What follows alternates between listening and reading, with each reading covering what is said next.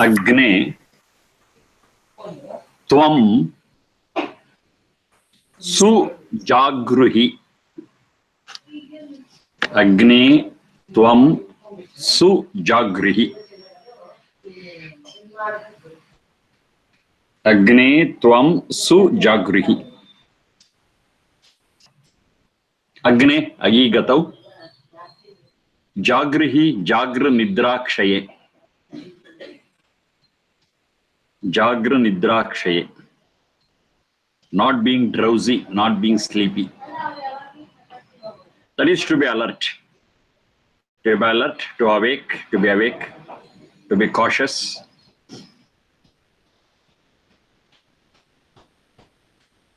Yajurveda 4.14. Yajurveda 4.14. Agne, be alert. Simple. Agne, you be alert.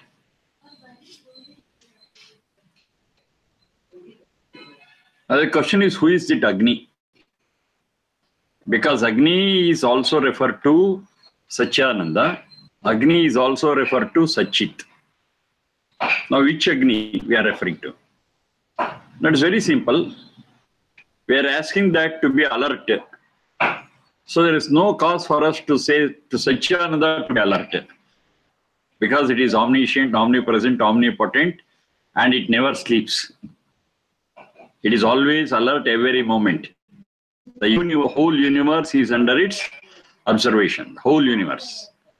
Every moment. So this be alert definitely does not apply to this Agni. It applies to Satchit only. So in Satchit, it can be two things. One is every ordinary person, or maybe Agni, the leader, the one who leads, the one who guides, the one who takes the society in the right direction. Neta, Nayakaha, Agrani. Agni Kasmat Agranir Bhavati. That's from Nirukta. Agnihi Kasmat Agnihi Agranir Bhavati. The one who leads, the one who is in front is called as Agni.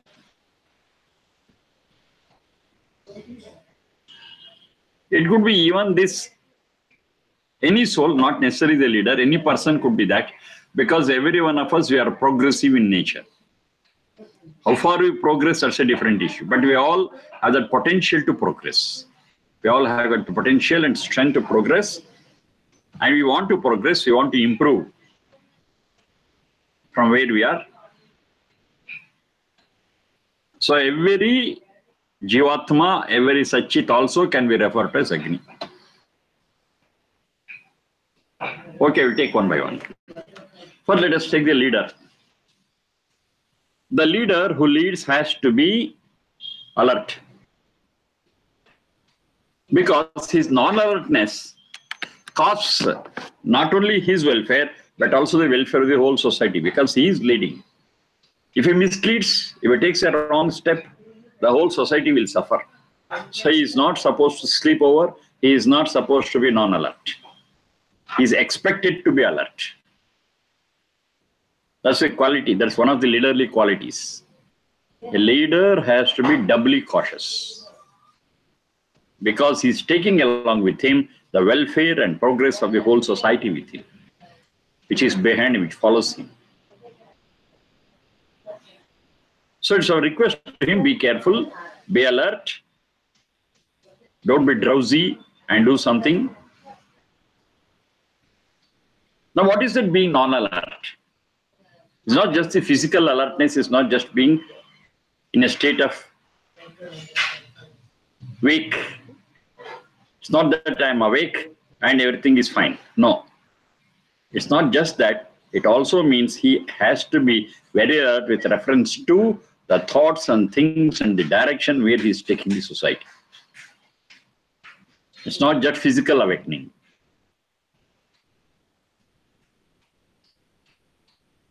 policies, the principles, the values which guide the society has to be really welfare giving and auspicious.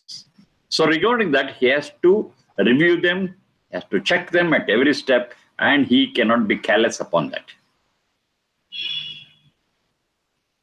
That is being alert. That's being alert. I take this decision. I implement this in the society. This is a guiding value. And this will definitely give the society a better stand and a progress. This has to ensure at every step. That's being alert. Of course, he's only a human being. He also has to sleep and take rest. That's a different issue. It's not that sleep that we are speaking of. The values which guide the society are to be implemented by, or to be chosen by, or to be shared with the people by the leader. So he has to be very careful upon that. He cannot be selfish. He cannot be corrupt. If he is corrupt and selfish, he has got a short sight. He is unfit to be a leader. He is not taking care of the greater good of greater number. He is worried about his own progress. He is unfit to be a leader. That means he is not awake. He is sleeping. He is blind to the welfare of the people who follow him. And that is nidra. That is his being drowsy, that he being sleepy. He cannot do that. And a leader, of course, is a lawmaker. And he is also a person who executes the law. And he also works as a judicial power. That is in the case of a king. But now in democracy, yes, all the three are separated and everyone will lead. One will be the legislature, another will be the executive, the other one will be the judiciary. All the three have to be alert. All the three have to be active. And all the three have to work in coordination. Otherwise, society will degenerate.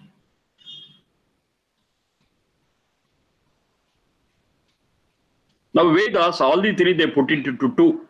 That's they say it as Brahma Shakti and Kshatriya Shakti.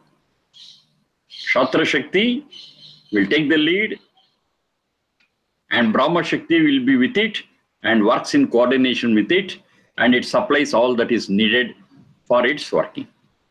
All the inputs regarding the values, regarding the law, regarding the execution of it, and regarding the judiciary, everything, it will be supplied by it.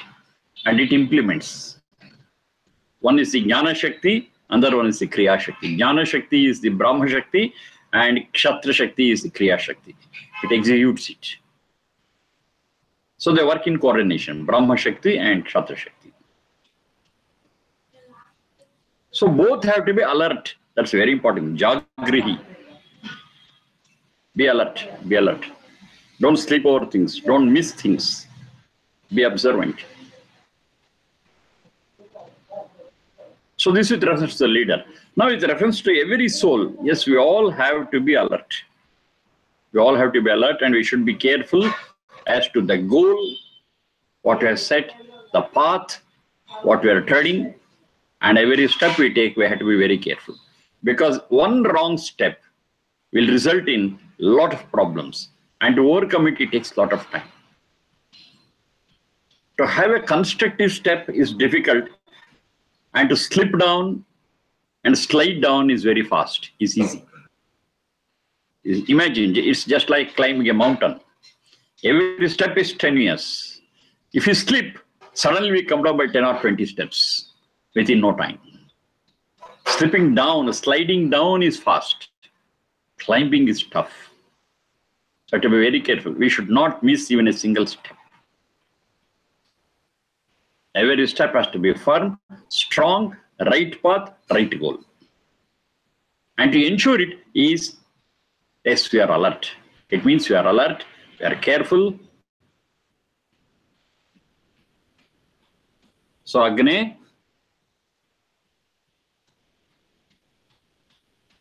Tvam sujagrihi. It's not just alert, very alert. Sujagrihi. In the right sense, be alert. Agni tvam sujagrihi. Veda 4.14. We have to be alert in our life. This alertness will be awakened when our goal is broad. When you are self-centered and selfish, automatically it shuts down and we become less and less alert because our focus is reduced. Is self-centered. Broader the vision, greater the love for our fellow beings, fellow creatures, yes, more alert we'll be.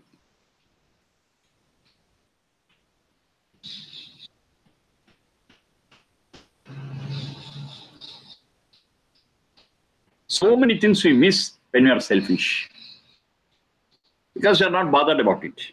But they have an impact on our life also, and we totally forget about it. We concentrate only on our benefits, our future, our returns. So that is not alertness. Be alert. Think about the progressive society also, and you are also part of it. You are not totally separate from the mainstream. If you think you are separate from the mainstream, that means you are not alert. You are not exposed to reality. You are not exposed to the facts. You are part of the society. If the society progresses, you also progress. You are part of it. So be alert. See that you work for the welfare of the society and thus ensure your welfare also. Agne tvam sujagrihi. 4.14 Veda. Vayam, same mantra, continuation. Vayam sumandishimahi. Vayam sumandishimahi. Sha, that is second sha. Murdhanya. Vayam sumandishimahi. Same Veda 4.14. Madhi harshe.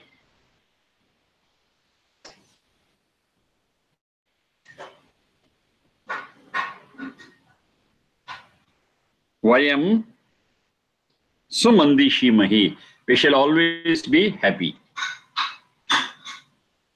We shall always be happy. We shall always take life with a joyful mood. Of course, this is in our hands and in our outlook to life. It doesn't happen on its own. So in general, you can say it's a sporty spirit. With a sporty spirit, we take life. This is a positive approach to life. Of course, life has got its own difficulties, its own ups and downs, its own brunts and blows. Fine, it's there. But we shall take it in a sportive spirit, we shall take it in a stride and always be happy. To be happy under any circumstance is a great achievement. It's a balance of mind. That's equanimity. Equilibrium, called by any name. To get disturbed to the ups and downs, what is there, is very normal. Is very normal or below normal, we can say. But we've got that capacity to balance and control our own selves and be happy even in the face of difficulties. It's possible for us. And of course, this will not happen in one day. We have to be at it again and again. Abhyasa, we call it as doing it again and again. Yes, it's possible. We can take things in the right perspective. We can see our life in the right perspective and be always cheerful. We shall be cheerful always. Not just cheerful, sumandishimahi. In the right sense, we shall be cheerful. The right sense is also correct because many people, to be cheerful, they get into so many vices. So drink and dance, eat something, and finally say we are merry, we are happy. Now, sumandishimahi, in the right sense. Now, how do you differentiate between the two? The other one, the vices, they are temporarily giving little relief. But over a period, they are all disease causing. They are all degenerating. Whereas Sumandishi Mahi, it is good for the moment and also for the moments to come. That's the difference between the two.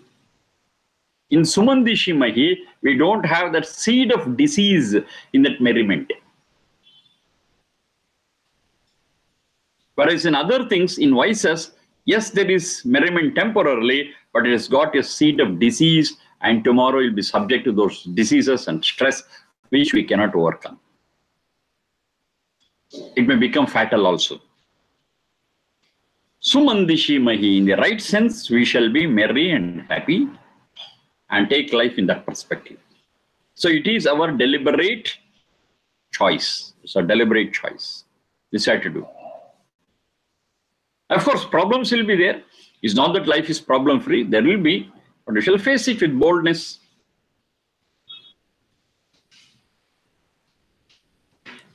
That's what they call it as samatvam. Samatvam.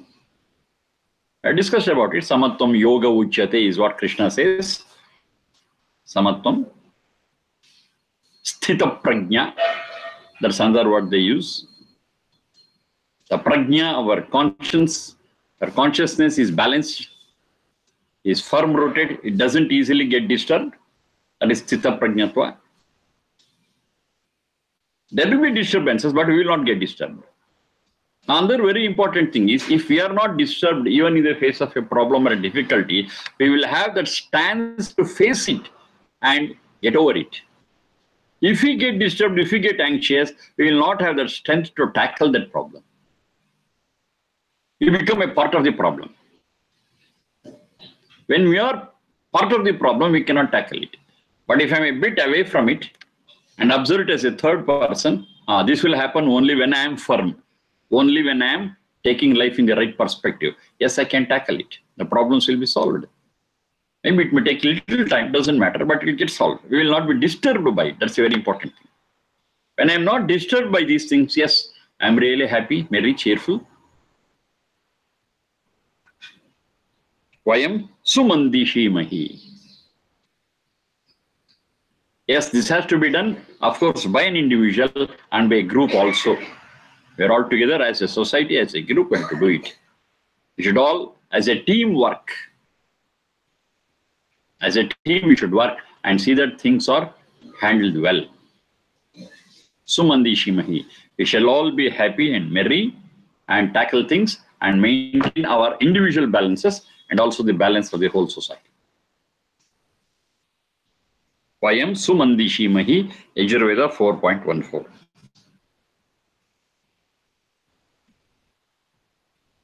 Next we have Yajurveda 4.15. 4.15. Punarmanaha. Punarmanaha. Punarayuhu. Punarayuhu. Ma'agan. Punarmanaha. Punarayuhu. Ma'agan. Punaha pranaha. Punaha pranaha. Punaha atma. Ma'agan. Punarmanaha. Punarayuhu. Ma'agan. Punah pranaha. Punaratma. Ma'agan. Yajurveda 4.15. Yajurveda 4.15. Punaha manaha, punaha ayuhu ma'agan, punaha pranaha, punaha atma ma'agan.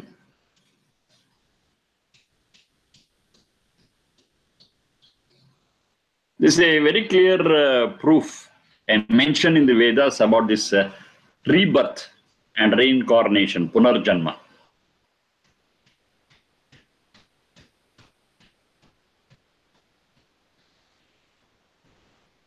Now, this punarjanma is a very, very much debated subject. Some of us, we accept it. Some of us, we analyze and accept it. But most of the people, they are not ready to accept this Punarjanma, this concept of rebirth. That's a problem. Now, what is the reason why they are not accepting it? Because it cannot be proved by pratyaksha. That's the problem. Pratyaksha, direct cognition. I cannot see a soul getting out of this body and entering into another body. I cannot trace it, trace its path, trace its movement from one body to another.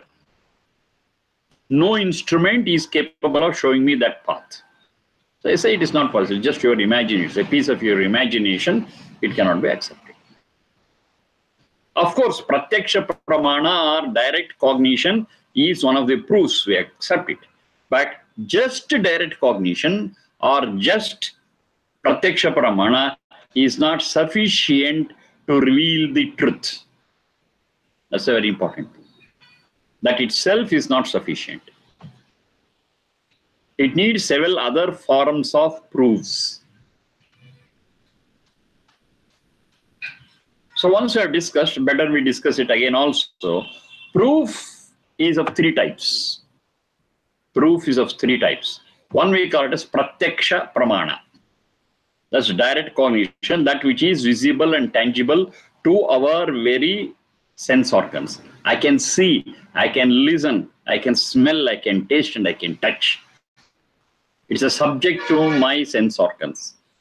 And then I say, okay, it is there, I'm seeing it. I'm able to listen to it, so it is there. I'm able to smell it, it is there. I'm able to taste it, it is there. I'm able to touch it and feel it. Yes, it is there. This is fine. This is pratyaksha pramana. But everything cannot be experienced through our sense organs, because every sense organ of ours has got its own limitation. Just eyes, it has got a visible region. So beyond that visible region, the eyes cannot see. The infrared or the ultraviolet rays, it cannot see. The ear has got an audible region. It can listen only between certain decibels. It is beyond that ultrasound or infrasound, it cannot. It has got its own limitation. It doesn't mean that there is no sound beyond what the ear can experience. No, it's there. So the sense organs have got their own limitation, and within that limitation, certain things can be experienced, certain things cannot be experienced. Though they exist there, though they are a reality, our sense organs fail to experience. That is because of the limitation. So everything what I experience through my sense organ, only I take it as truth. Other things I don't, is very much foolish. We cannot depend on only that direct cognition or pratyaksha pramana. Then to compensate certain other things, we take another kind of proof that is called as anumana pramana. Anumana pramana. The simplest translation what I can give is the inference. Inference. I can see 2 and 2, but I'm not able to see 4. Doesn't matter. 2 plus 2 is 4. Arrive at it. 4 is not visible. 4 is not directly can be experienced. But when 2 plus 2 is there, definitely has to be 4. That I infer. 4 is inferred. That is inference. So the basis of inference is an inseparable relationship between two things. There are two things. Both are inseparable. If A is there, B has to be there. If B is there, A has to be there. Or only one side is maybe true. When A is there, B has to be there. B cannot be away from, B cannot be severed from A. It is part of A. It is related to A. I am able to see A, B I am not able to see. It doesn't matter. When A is there, I immediately infer that B also is there because of their inseparable relationship. This is the basis of Anumana Pramana or the inference. If this is like this, the other part has to be like that only. Though the other part is not directly experienced by the sense organs. But we can reliably, we can firmly conclude that that other part is also there. Now the best example, the classic example what they give is the mountain the smoke and the fire. It's a classical example what I give. I can see the mountain and smoke is coming from it. Then immediately I infer that below that smoke there is fire. But fire is not visible. Fire is not visible. But I infer because smoke and fire are inseparable. Where there is smoke, definitely there has to be fire. This we have seen in other places. I have seen earlier also, wherever there is smoke, there is fire. If fire is not there, smoke is not there. This I have seen elsewhere. On the basis of that observation, on the basis of that principle, now when I am seeing the smoke, I infer fire. This is also a valid proof. This is also a valid proof. Inference or anumana pramana. Anumana is not a doubt. That's a colloquial meaning of that anumana. Actually, is anumana, a calculation, a measurement based on what we have seen. Anu, following it, I measure. I've seen the inseparable relationship between smoke and fire, and continuing it, now I'm seeing the smoke, so I infer fire. This is anumana pramana or the inference. This is also a valid proof. This also we have to consider. Otherwise, lot of truths and facts will miss our observation. So direct cognition is the first one, and the second one is the inference. Now there are certain things which we cannot infer also. Maybe because it stretches into a long period, a big span of time. But as you say, as the smoke and fire, okay, now itself I can conclude if there are certain relationships which run into several years, several centuries, yes, I cannot infer, I cannot observe also. That's a limitation. But there are such hundreds of laws which stretch into a great period, maybe beyond our lifespan also. So you cannot even infer. Direct cognition is also not possible. Then we go for the third type of proof, which is called as Shabda Pramana or Apta Vakya. That's a technical term. Shabda Pramana. Pramana is proof. Or Apta Vakya. Apta Vakya is the words of an honest person. The words of the honest person also is taken as a proof. The words of a well-wisher. The words of a person whose thought, words and actions are alike. Transparent, honest, truthful. That's an apta. Apta is also defined. Yathartha vaktru aptaha. Yathartha vaktru aptaha. One who speaks as it is. He is called as an apta. Not any Tom, Dick and Harry. They have defined one who speaks the truth, one who speaks things as they are, without prejudices, without force, without distortions. Yes, he is called as an apta. Apta Vakya. Now those words also can be taken as proof. Now in this case, the apta here is not one person. The apta is the Vedas themselves, the words of God. So that is taken as apta vakya or shabda pramana. That is taken as a proof.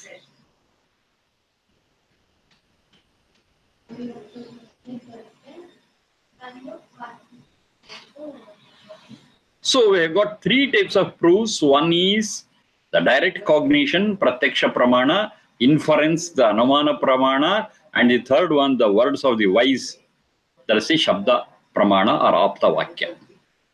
We consider all the three, yes, the whole domain of truth is covered with these three.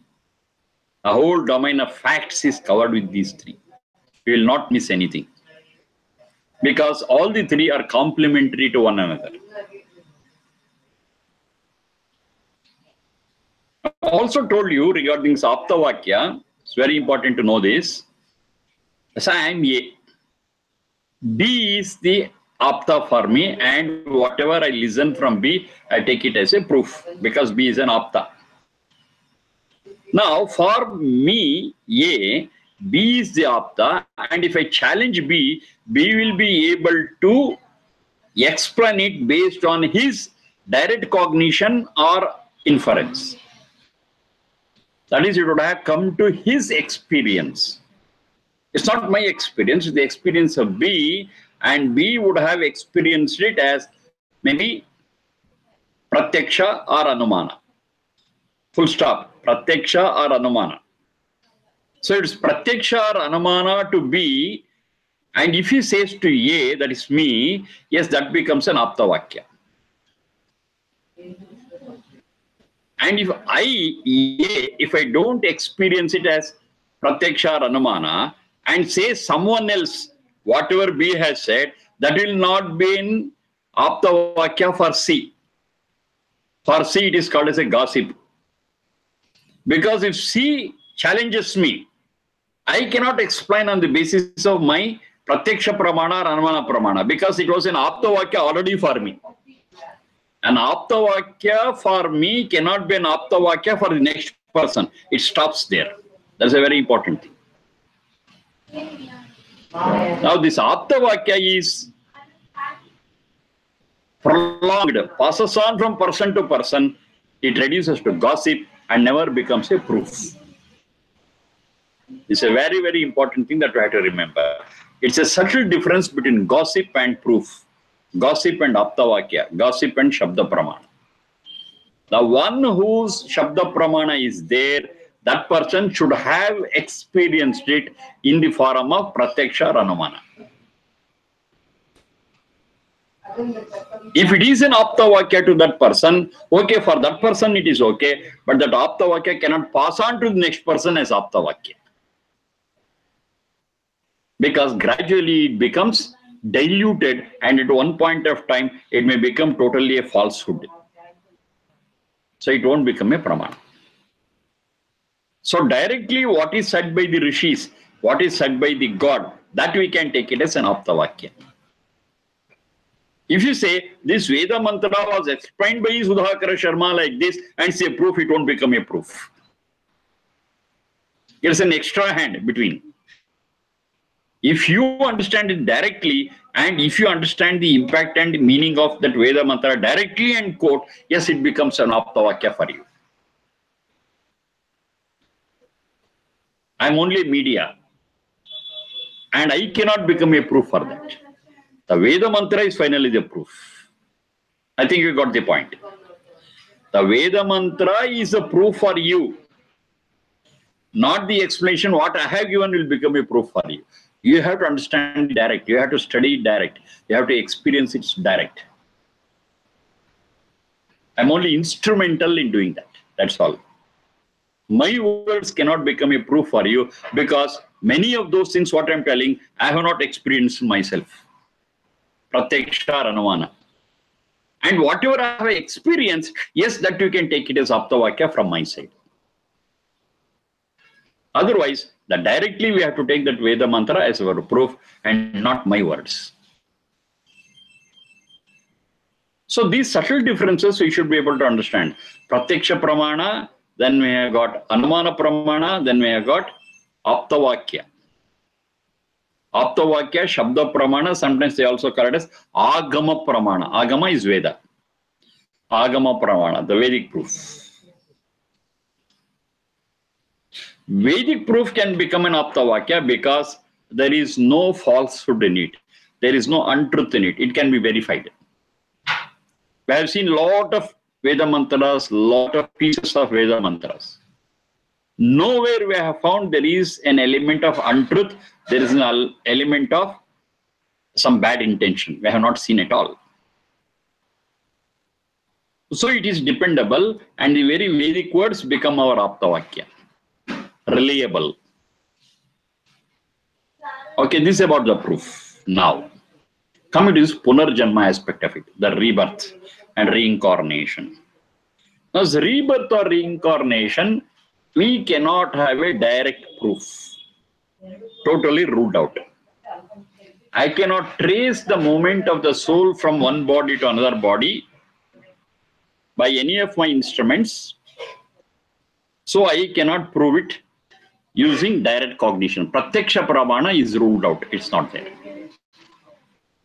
It's not that it's not possible. It's because me and my instruments are not as subtle as that observer. That's the problem. It's a limitation of my instruments. Maybe my panchendriyas, maybe instruments what I have discovered. So what I can see by my eyes, maybe a bacteria, virus. Okay, go for a microscope and see them. An electron microscope and I can see them. What I cannot see in the sky.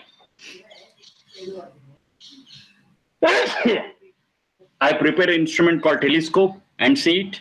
It's all fine. That means my sense organs have got a limitation that is little extended with the help of some instruments and material.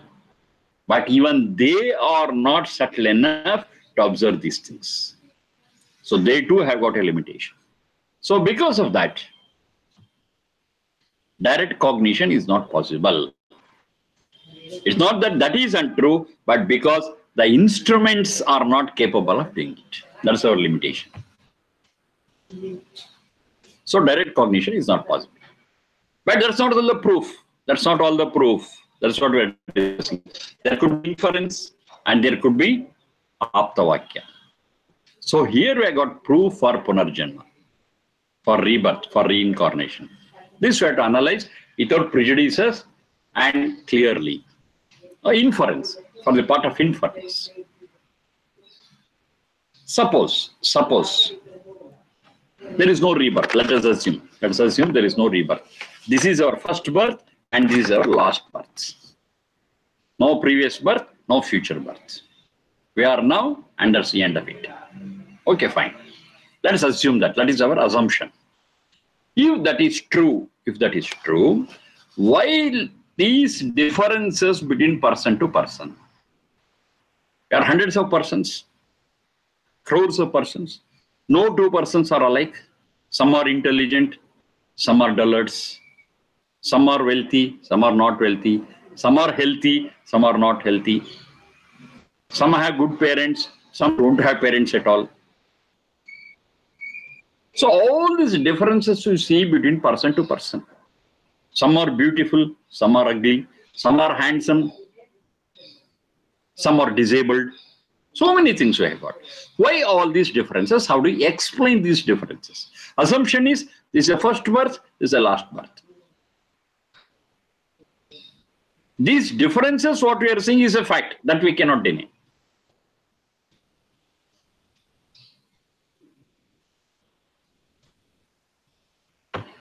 These differences are very glaring. We are able to see it very clearly. There is no doubt about it. I cannot say there are no differences. There are differences, visible. Explain it. Explain it. Why the difference? If you say that we are all created by God, okay, why God is discriminative? Why God is partial? He has given something for some and many things he has not given. I am born blind. What did I do for that?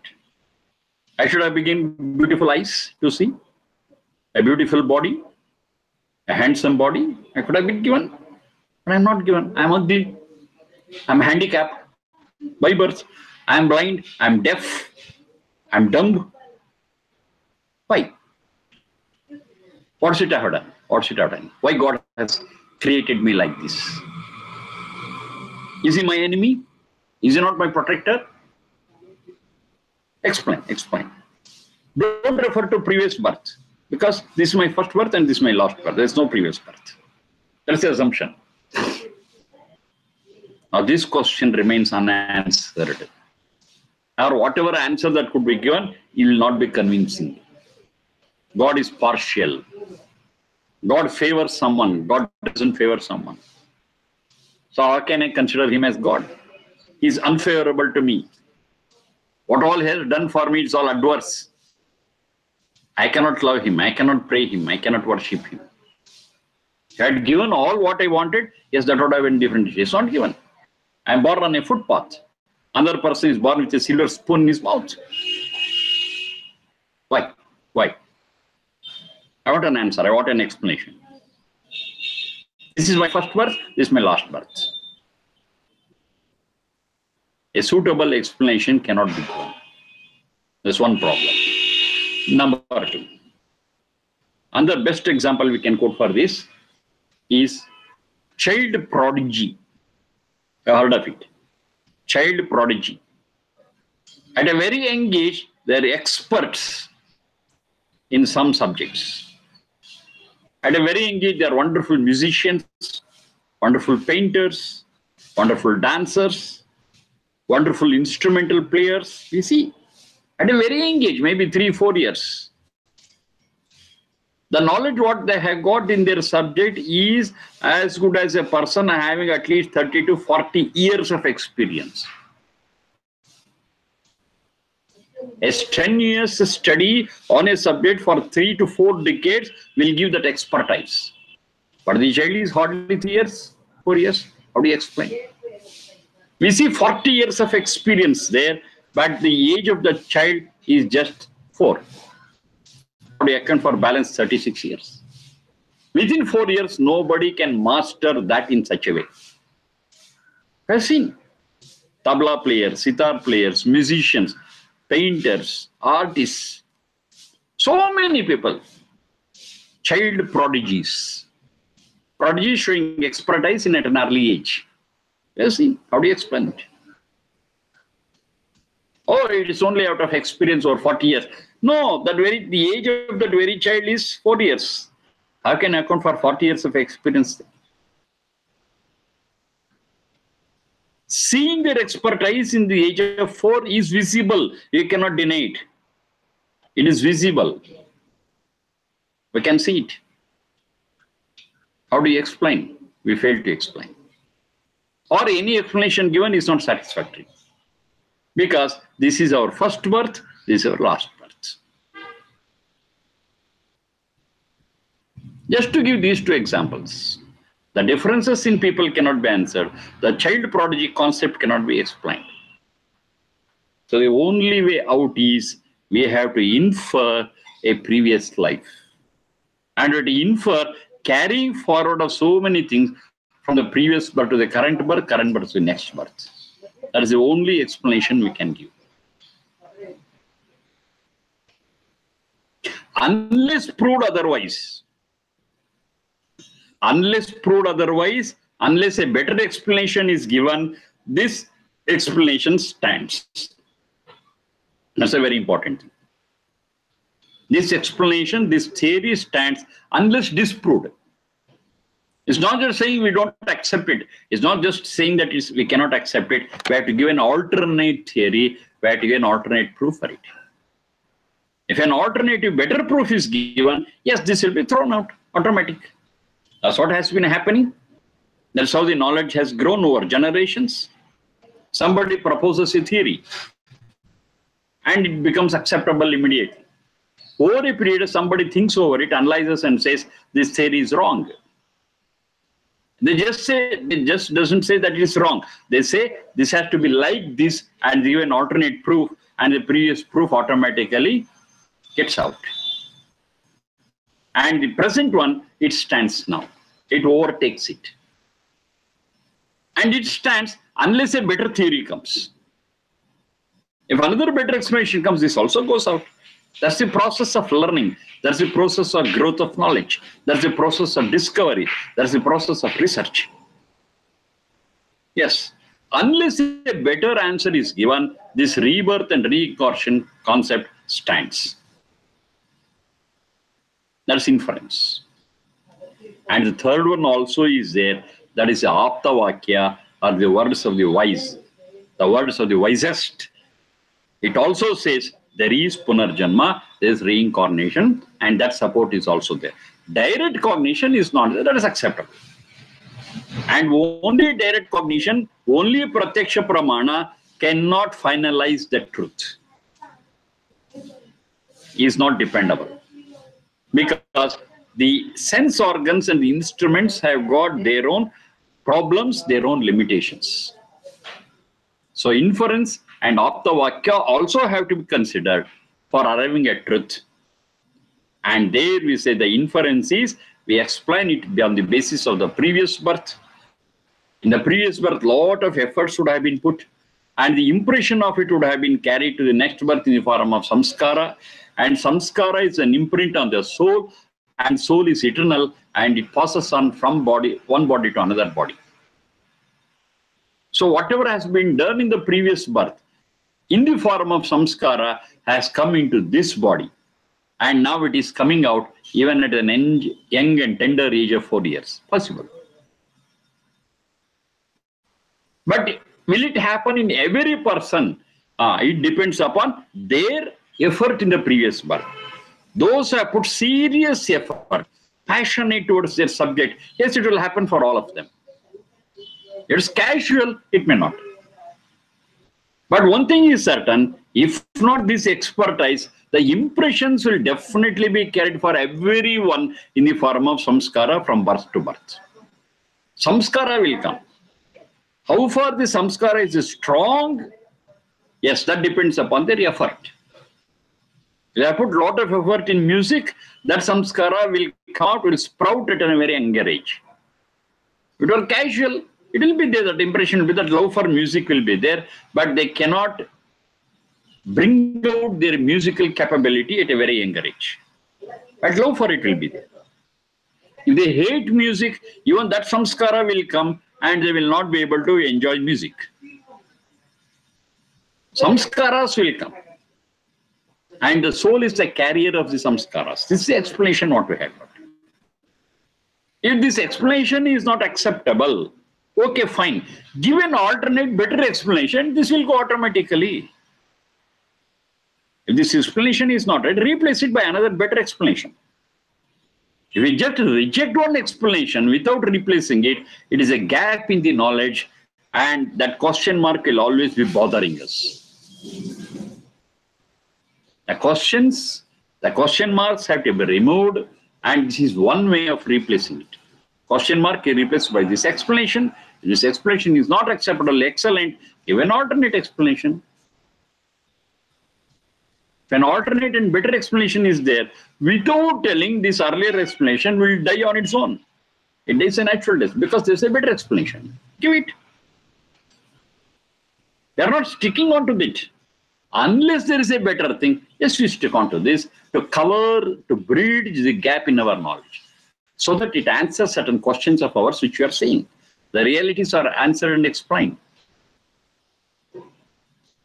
Because of their previous karma, the karma phala, the result of their deeds, results in the present birth in terms of jati, ayu, bhoga. That we have seen. Sati mule tadvipako jatyayur bhogaha. This is an aphorism in Patanjali's Yoga Darshana. It's a sutra. It's based on the Vedic thoughts. Jati, the species where we have to take birth, human being or otherwise. Ayu, the capacity of the body, what is given to us, the instrument.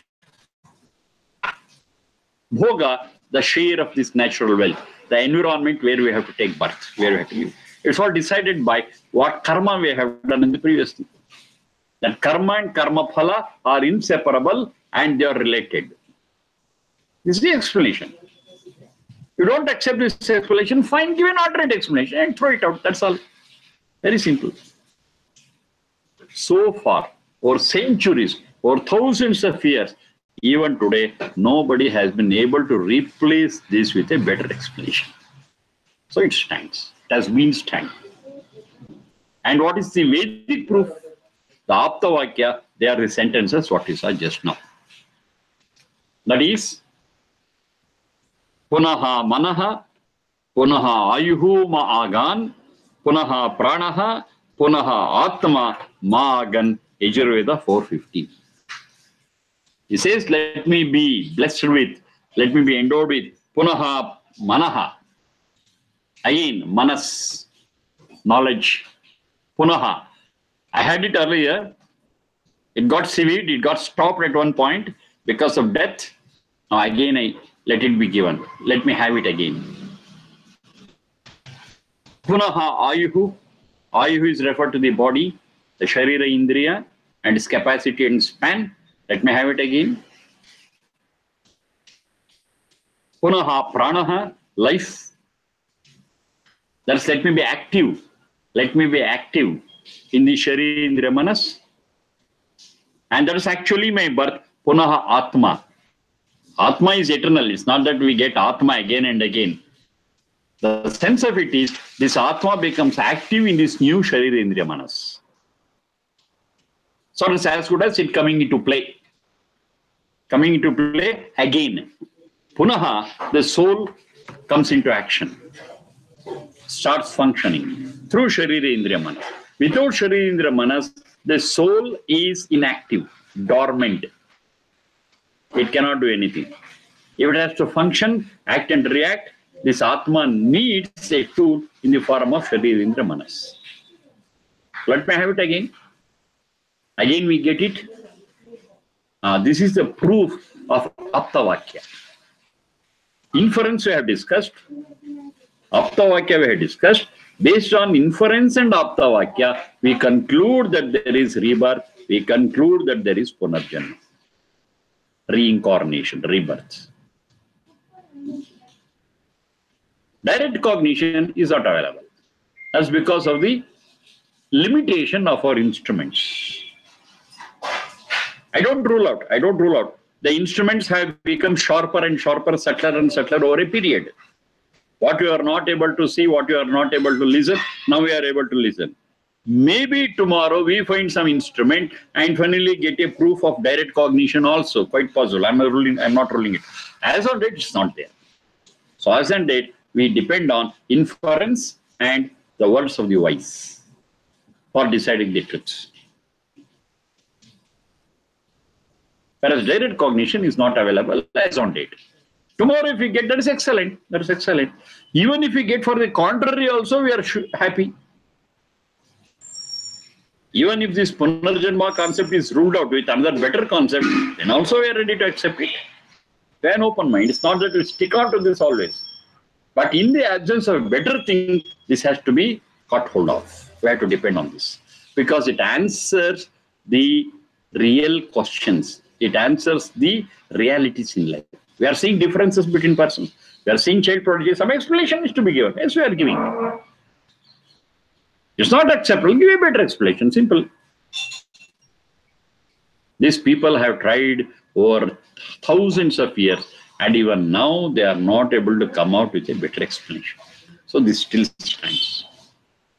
An explanation which is not challenged, an explanation which has not undergone a transformation over thousands of years is a reality. It's not just an explanation. It's not just a theory. That's a fact. Because nobody has been able to overrule it. Not in one day, over thousands of years. This concept of rebirth and reincarnation is not that of today or yesterday. Since centuries it's there. Since thousands of years it's there. Since eons it's there. Unchallenged. So because it is unchallenged for so many years, yes, we take it as fact, we take it as truth. At the same time, there is an opportunity, there is a probability. If it gets challenged tomorrow, no worry about it. We take the better explanation. Over. We are ready for it. Even if there is a better explanation, we will not say this is truth. No. It is disproved and a better explanation is going to accept it. Fine. That's how we grow. That's how we learn. That's fine. But it is not begin so far, and the probability of a better explanation tomorrow is also almost zero. Almost zero. Almost zero. I didn't say zero. Almost zero. Could be. And small probability could be there that somebody gives a better explanation. So that opportunity will leave it. But for other things, yes, this is the truth, we take it. And the explanation we have got here, that is Punarmanaha, Punarayuhu Maagan. Let it be to me. Let me have it. Let me get into it. Punaha Pranaha, Punaha Atma Maagan. Punaha Atma. It doesn't mean that I'll get an Atma again. No, the Atma becomes activated again. That's the meaning of it. Because Atma is eternal. Sachit is eternal. There's no question of creating it. There's no question of destroying it. Punaha Atma means Punaha, this Atma becomes activated. It's in a dormant state. Once it gets his Sharira Indriya Manas, it becomes active. Punaha Atma Ma'agan. Continue, the same mantra. One more part is here. Punaha Chakshuhu. Punaha Chakshuhu. Punaha Shrotram Ma'agan. I get my eyes again. Punaha Chakshuhu. I'm able to see. I got a new tool. With that new tool, I'm able to see. With a new tool, I'm able to hear. Punaha Shrotram.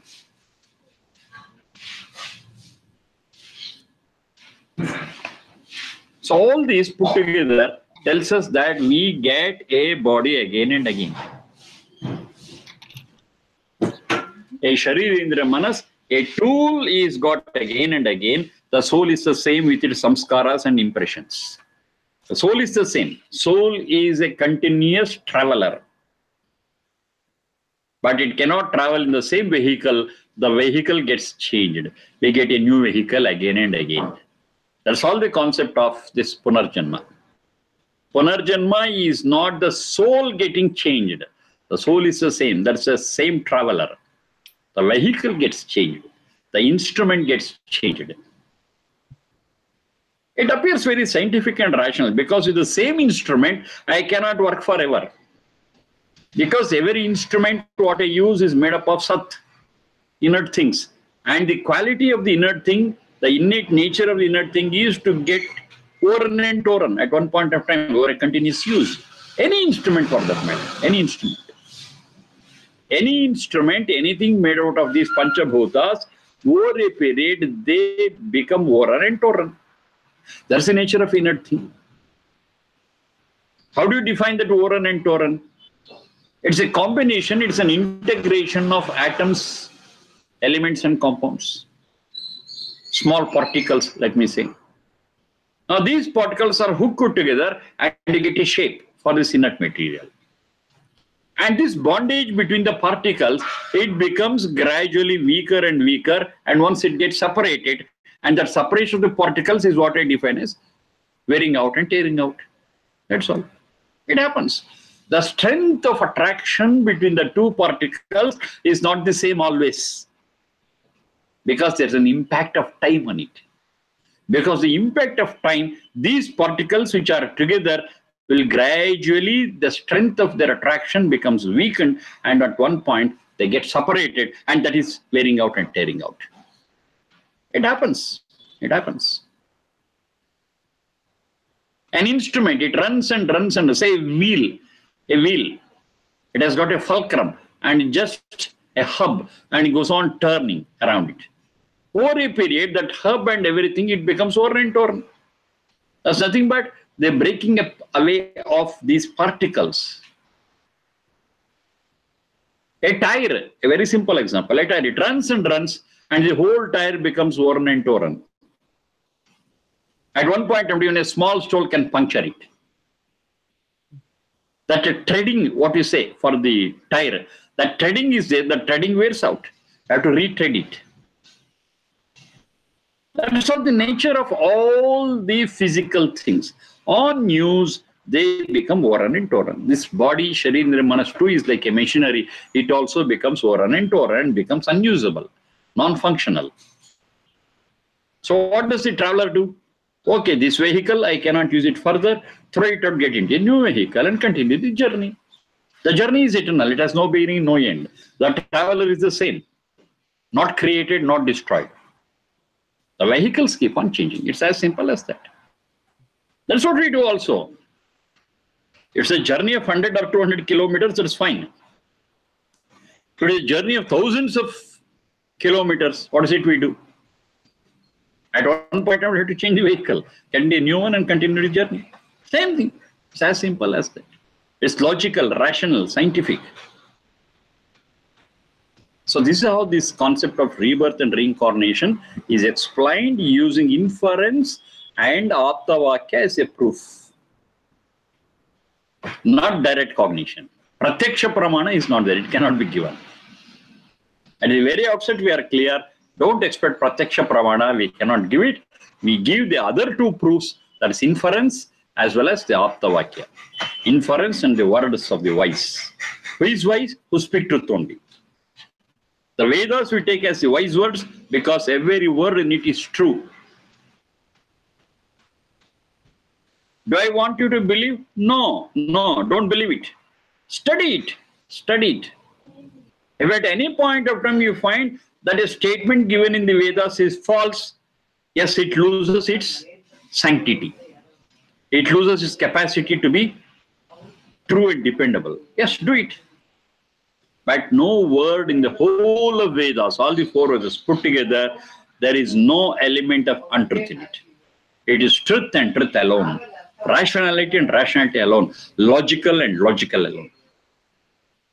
It's open for inspection, not to be believed. You study it. It is true, accept it. So this can be taken as an ultimate proof of Aptavakya. So it's very clear here in 4.15 Yajurveda, it says Punah Pranaha, Punah Chakshuhu, Punah Shrotram, Punah Manaha. Let me have it again and again and again. That is nothing but having a new vehicle, new Sharirindriya Manas to continue my journey. Because in one journey, in one trip, I cannot reach the goal. Because I cannot reach the goal in one lap, I need different laps. And for every lap of my journey, I need a new and fresh vehicle. And that's it. Let me get it again and again. And continue my journey and reach the goal. Travel is the same, goal is the same, path is the same. It's only a change in the vehicle. Because it gets worn and torn. I cannot help it. Because it is materialistic in nature. Because it's panchabhautika. It's made of inert material. And the very nature of it is to become worn and torn. So this is a very, very debatable point, and this is how we have to understand it and tackle it. And ultimately one thing is there, if a better theory is given, we accept it. That openness is still there, still it is there. Until it is replaced by a better thing which answers the questions, this stands. And it's been standing for thousands of years. Now there is no harm. There is no harm in taking this rebirth or reincarnation because it doesn't have any implication on my present day-to-day affairs. That's a very important thing. Many people say, today I am succumbed, today I have got a disease, and say, oh, what I can do is the result of my previous janma and karma. No. The whole account of previous janma is settled in the very first moment of this life in the form of jati, ayu, bhoga. I cannot extend it, pull it on. Disease, what I have got now is the result of my actions in the present life. It is so scientific and clear. If we unnecessarily discuss about the previous karma throughout this life, that is unscientific. That's not dependable. Such a thing is not told here in the Aptavakya. It is our own wrong conception. Should be very clear. The cancer, what I have got now, is a result of my smoking in this life. I cannot attribute it to the previous life. I am born as a human being. Yes, that can be attributed to the previous life. I am born to such a parents with this physical capacity can be attributed. But whatever physical capacity I have got, I can use it well, I can misuse it and spoil it. That's all related to the present life, not the previous life. I cannot attribute or link it to the previous life. So that very subtle line has to be understood between the effect of the previous life and the present life. And things will be very clear. But in Puranas, we have got a problem. They extend the effect of the karma throughout his present life and spoil the whole thing. That's why we are not able to accept it rationally and logically. That's the problem. If we are scientific and logical, there is no problem at all. This is a result. There's a result of the reason what we are in the previous life. And all that result is settled in the very first moment. I stress once again. In the very first moment, it is all settled. After the first moment, you cannot refer anything to the previous life. It's over. The book is closed. Whatever balance we had, all that balance has been brought forward to the first moment of this life, and it's the end of it. The whole book is closed. I cannot refer to it again and again. It's closed, burnt. That's how it understanding. It's all been carried forward in the form of jati, ayu, bhoga, settled, and samskaras continue. That's with the soul. That's the luggage, what the soul carries from life to life, from one lap of journey to another lap of journey. If we are so clear about this, yes, there is no problem in accepting reincarnation, accepting this rebirth. It's a very, very natural process of the big journey, and these all different laps what we have got. That's fine. Let's think about it again. We come across such things again and again in many places. We have already discussed this earlier also. Once again, we have discussed, maybe several times again we are going to discuss. Enough for the day. Thank you all. Namaste.